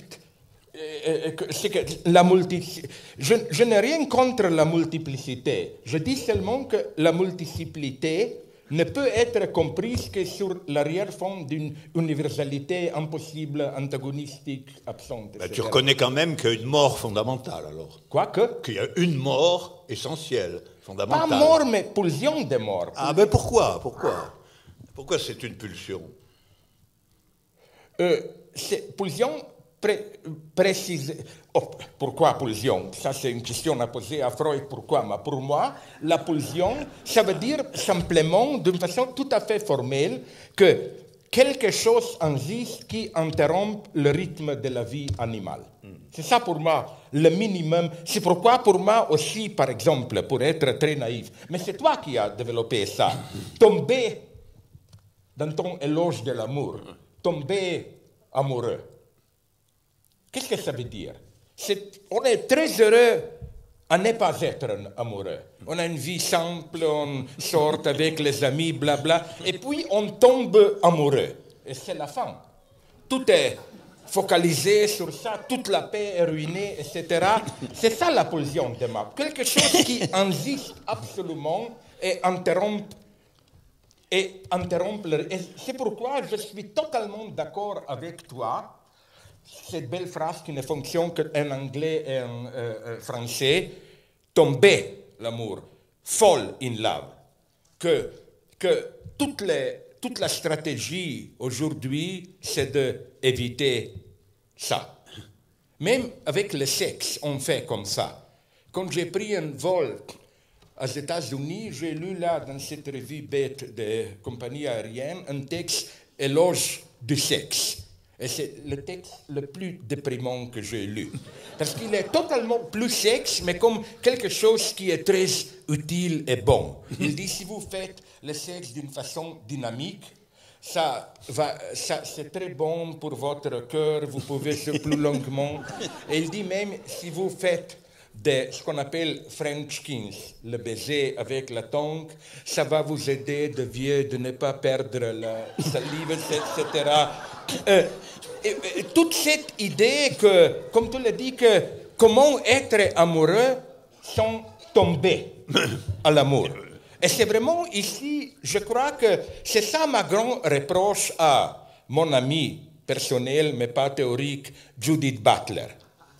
Sa théorie est précisément partie de cette doxa postmoderne, rejet d'une identité fixe, on doit se reconstruire, changer, expérimenter, etc., etc. Elle m'a dit une fois, pourquoi tu m'attaques tellement? J'ai dit, ma réponse a été que pourquoi elle agit comme si sa théorie est quelque chose de subversif. Non, ce qu'elle décrit, c'est précisément, pour le dire dans de vieux termes marxistes, la forme de subjectivité dominante de notre capitalisme. Parce qu'aujourd'hui, l'idéologie ne nous interpelle pas, comme le dit Althusser, sur tu dois obéir ton père, se marier. Non, c'est un hédonisme un peu spiritualisé. Tu dois vivre sa vie pleinement. Et tu ne dois pas être trop fixé. Et c'est déjà commencé ça. Mes amis m'ont dit que parmi des psychanalystes aux États-Unis, c'est déjà répandu le dogme que si on est fidèle à sa femme ou à son homme, c'est pathologique. C'est une fixation pathologique. On va être dynamique tout le temps, etc. C'est comme ça que notre bouddhisme d'aujourd'hui, bouddhisme quotidien fonctionne. Vous savez, cette pseudo-sagesse pseudo-bouddhiste qu'on ne doit pas s'attacher trop aux objets matériels. C'est-à-dire, ne tombe pas trop amoureux, ou on doit être à la distance, etc. Et c'est pour moi ça, la leçon véritable, déjà du Jésus-Christ. C'est pourquoi nous sommes les deux des chrétiens matérialistes, non? Absolument. Non, tu dois... Bouddhisme n'est pas la sagesse païenne, qui est toujours ça, égalité, balance des principes ou quoi. Non, la leçon chrétienne est fait son choix, et même si, je ne dis pas fiat justitia pereat mundus, mais fiat, je ne sais pas, amour, événement pereat mundus. Jusqu'au bout dans l'unilatéralité. C'est ça, la grande idée hegelienne. à l'encontre de la sagesse ordinaire. La vérité est extrêmement unilatérale. Quand on est dans une situation complexe, c'est jamais que, oh, c'est un côté, c'est l'autre côté, et la vérité, c'est dans la vie de... Quand mes amis me disent ça, j'avais une grande polémique à Corée du Sud, je leur dis, ils m'ont dit, mais toujours quand il y a un conflit, on doit se retirer du conflit. J'ai dit, ah, c'est très intéressant. Donc, les Juifs à Auschwitz doivent dire, non, on ne peut pas simplement s'opposer aux nazis, c'est trop unilatéral, peut-être on doit se retirer et voir la balance la plus globale. Non, et toi tu as dit ça, c'est comme ça que je lis ta thèse formidable que l'universalité actuelle, pas l'universalité empirique, c'est subjective. C'est pas pour comprendre la vérité universelle d'une situation. C'est pas qu'on doit se retirer et voir tous les côtés. Non, l'universalité n'est pas accessible que d'un point de vue engagé unilatéral. Ok. Qu'est-ce que je peux dire? Non, mais avec ça, je suis tout à fait d'accord. Alors là, Je véritablement. n'aime pas ça. Hein? Quand on est trop d'accord, ça veut dire que le haine est tellement réprimé que... Non, mais sérieusement, est-ce que je peux dire seulement quelque chose? Là, je suis vraiment d'accord parce que ça se passe tout le temps entre moi et, au moins pour moi, entre moi et lui, que même quand je essaye à monter un conflit, on voit que même si nos affirmations immédiatement positives sont opposées, le champ est déjà déterminé, on partage le champ. Avec toi, même quand on n'est pas d'accord, on peut discuter, mais avec des autres, ce n'est pas un champ commun, je ne peux pas même discuter, non? Et si tu veux, je voulais revenir, il me semble que l'inflexion que tu donnes à cette affaire de pulsion de mort, puisque ça fait très longtemps que tu dis, ici très gentiment, et quand je ne suis pas là, plus fermement, que Badiou, que le problème de Badiou, c'est qu'il n'accepte pas la pulsion de mort. Mais est-ce que c'est pas vrai, ça, d'une certaine façon? Et justement, c'est... là, justement, c'est tout le problème. Oui, c'est vrai. Je te dis à toi très doucement, tu sais pourquoi? Parce que je suis un personnage humaniste. Et je sais que si je te dis en face, ça peut te blesser. Oui. Donc, précisément à cause de mon humanité chaleureuse, je ne dis de mauvaises choses sur toi que derrière ton dos. Non? Pour ne te pas heurter.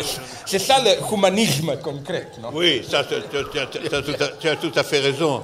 Non, mais sérieusement, oui, dis-moi. Mais tu es en train de dire que mon humanisme à moi, c'est de ne même pas te dire en face les contradictions.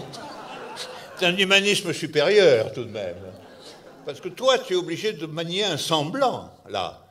Tu manies le semblant humaniste, tu dis, finalement, je vais te faire une objection. Tandis que moi, je dis toujours, il n'y a pas d'objection. Oui, mais je vais t'en faire une, quand même. Je vais t'en faire une, quand même. Ça veut dire qu'il n'y a pas d'objection parce que tu es un crétin tellement total que... Ok, mais, non, mais sérieusement, tu avais là une réflexion très sérieuse. Qu'est-ce que tu as voulu dire avec cette pulsion de mort? Ok, pulsion de mort. Oui, je commençais. Je voulais te dire qu'à un moment donné, de ta déclinaison de la pulsion de mort et pour la défendre, tu la confonds, tu la fusionnes avec l'existence d'un risque. Hein? Parce que quand tu dis il ne faut pas tomber amoureux, c'est uniquement parce qu'en effet, on expose à ce moment-là son existence à un certain nombre de risques. Mais quel rapport a cette notion de l'exposition à un risque avec une pulsion de mort? Ça, je ne le comprends pas, tu vois. Autrement dit, moi, ma vision est absolument que, d'une certaine manière, dans l'engagement pour une vérité, et il y a toujours, en effet, parce que sa structure est une structure d'exception, et là, là c'est notre hegelianisme commun, parce que sa structure est une structure d'exception, il y a toujours un risque. Mais pourquoi symboliser, d'une certaine manière, subjectivement, toute figure du risque dans la figure de la mort? C'est ça qui Là, je suis d'accord avec toi, je n'aime pas le terme pulsion de mort. Mais la chose. Mais c'est le terme de mort qu'il ne faut pas aimer. Ici, on a dit la dernière fois, ah bah la mort, tu devrais Pour le dire moi, aussi. la mort, ça veut dire, au sens de vampire, aussi un excès de la vie. Mais ce que je veux dire, c'est ça. Ok, je vais le dire comme ça. Alors c'est la pulsion d'immortalité. Oui. Si c'est le C'est vampire. absolument la même chose. Ah oui. bon, alors. Non. Et maintenant, tu es pour les vampires. Ok, non, mais sérieusement. Maintenant, je vais être quand même très précis. Ce que je veux dire, c'est que il y a quelque chose comme s'exposer au risque, on l'appelle comme qui peut advenir aussi sans l'événement, qui ouvre le champ, qui n'est pas encore événement, qu'il y ait dans ce sens, ok, appelons-le négativité. Il y a un moment de négativité, d'interruption de ce que tu appelles la vie animale, blabla, mais qui n'est pas encore l'événement. Oui. Mais moi, je ne l'appellerai pas du tout la pulsion de mort, je l'appelle le courage. Je l'appelle le courage. Pour moi, et je reconnais que le courage peut être une disposition subjective qui, d'une certaine façon, n'est pas provoquée ou convoquée par l'événement, mais qui, d'une certaine manière, est présente dans sa genèse ou dans son apparition ou dans son surgissement. Mais je suis contre la thèse que je trouve stoïcienne, d'une certaine manière, que tout courage est un courage au regard du risque de mort ou de la mort. Je souhaiterais que tu ne convoques pas du tout la mort dans cette affaire. Parce que je ne pense pas que ça ait réellement à voir avec elle. Mais ok, je veux dire, la seule chose qui justifie pour moi le terme la mort, c'est la mort comme le nom vague d'une façon abstraite d'un au-delà de la vie animale. C'est ça qui justifie pour moi le terme la mort. Mais c'est la mort qui est animale, justement. Donc un au-delà de la vie animale n'a aucune raison de s'appeler la pulsion de mort, parce que la mort n'est inscrite dans notre destin que parce que nous sommes animaux, justement. Ok, maintenant on entre dans un autre débat. Là, je veux te trahir même plus et dire que quand même, bien que je suis totalement d'accord avec toi sur toute la thèse de l'immortalité, etc., je crois que quand même il y a une certaine consistance dans la thèse heideggerienne, etc., que l'animal n'a pas un rapport à la mort de telle façon. C'est que ce n'est l'homme qui est mortel dans cette façon précise du rapport à la mort. Ben, je suis heureux que tu confesses ton heideggerianisme sur ce point. C'est quand même parce que tu ne peux pas le tirer vraiment de Hegel, ça. Il y a la lutte à la mort et pour lui oui, aussi. Oui, mais c'est l'esprit qui se maintient dans la mort, Hegel. C'est pas du tout la pulsion de mort, c'est l'esprit qui se maintient dans la mort même, parce que la mort même est la vie de l'esprit. Bon. Oui, mais ce que je veux... Cette maintenance de l'esprit dans la mort même, chez Hegel, c'est pas réductible, ça ne se laisse pas réduire à une subjectivation préalable ou à une forme pulsionnelle dont la mort serait le symbole ou l'enjeu. D'accord, mais ma thèse serait, je sais très bien que c'est une thèse risquée, que chez Hegel, ça peut advenir... C'est pas que la négativité s'inverse automatiquement dans la vie éternelle. Ça peut aussi échouer. Oui, bien sûr. Et ça, c'est important pour moi. Par exemple, de nouveau, la guerre ou la folie, il y a partout chez Hegel, c'est-à-dire que chez Hegel, c'est ça ma lecture, que Hegel est un grand penseur de contingence. Dans quel sens? Oui, c'est comme dans la répétition. Oui, il y a une nécessité. Mais nécessité, c'est quelque chose qui s'établit toujours rétroactivement d'une façon contingente. Ce n'est pas décidé à l'avance. C'est pourquoi je me réfère à quelqu'un que, bien sûr, je ne partage pas toutes ses idées, mais là, il a développé de belles choses. C'est théoricien français des catastrophes, Jean-Pierre Dupuy, qui maintenant fait à Stanford. Il enseigne là. Il a développé ça d'une très belle façon. Il a trouvé, je le cite là, un très beau passage d'un commentaire sur les élections en France, où c'est déjà 20 ans que Balladur a été un candidat.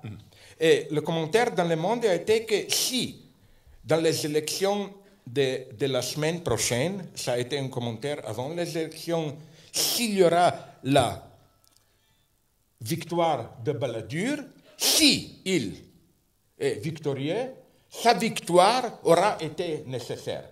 J'aime beaucoup cette logique. C'est comme comment il s'appelle? C'est comme chez Julius César. C'est pas quand il a confronté Rubicon, ça a été totalement contingent. C'est possible qu'il dirait non merci, je préfère pas me confronter, je reviens en France ou à la gueule. Mais dès qu'il l'a fait, ça a devenu son destin.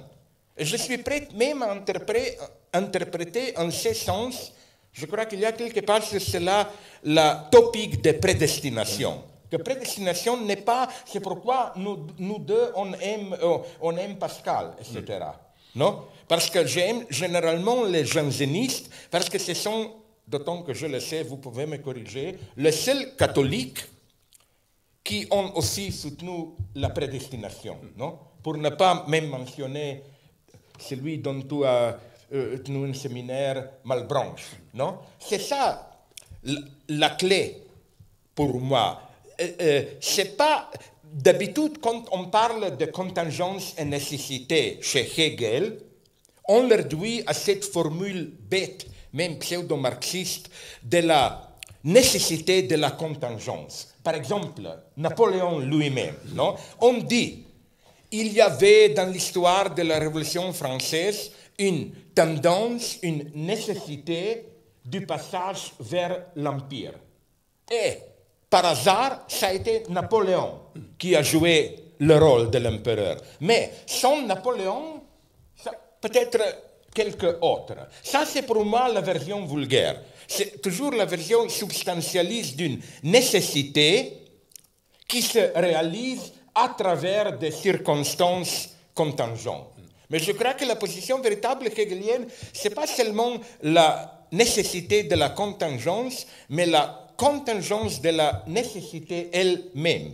Quelque chose s'est passé, Napoléon a pris le pouvoir d'une façon contingente et rétroactivement, ça devient nécessaire. C'est toute la dialectique ici de la rétroactivité et de, comment on dit, si quelqu'un vient avant... Anticipation.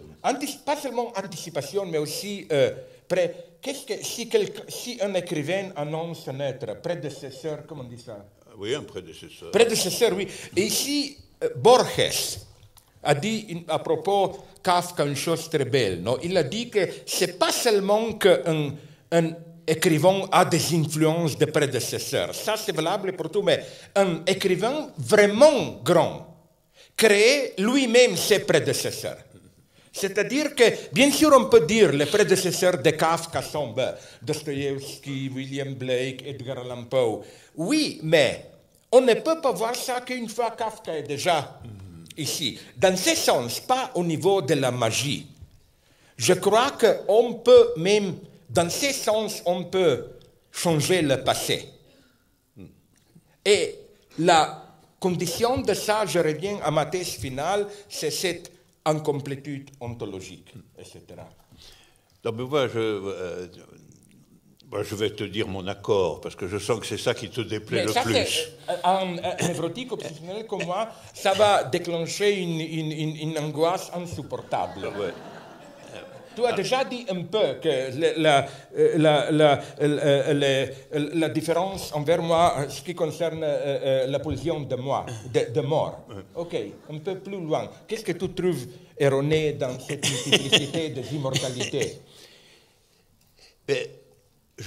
J'étais d'abord en train de te dire que je suis profondément d'accord sur ta dialectique de l'anticipation et de la rétroaction. Oui, oui. Naturellement, l'événement, pour moi, est constitutif d'un système de conséquences susceptible d'engendrer une vérité. Et du point de cette vérité, c'est du point de cette vérité et d'elle seule que, en effet, le passé est recomposé.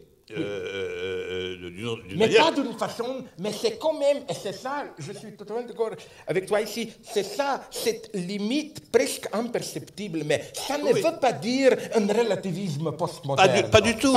On construit le passé, c'est pas ça. Non, d'aucune façon. Le retravail sur le passé est lui-même dialectisé du point de la vérité, de telle oui, sorte oui, que oui. le rapport entre contingence et nécessité est un rapport indémêlable à un certain moment. Parce que c'est ça, une des critiques de toi anglo-saxonnes, pas même des critiques, c'est même pire que des critiques, des faux amis, qui disent, ils sont d'accord avec toi, mais chacun a sa petite vérité.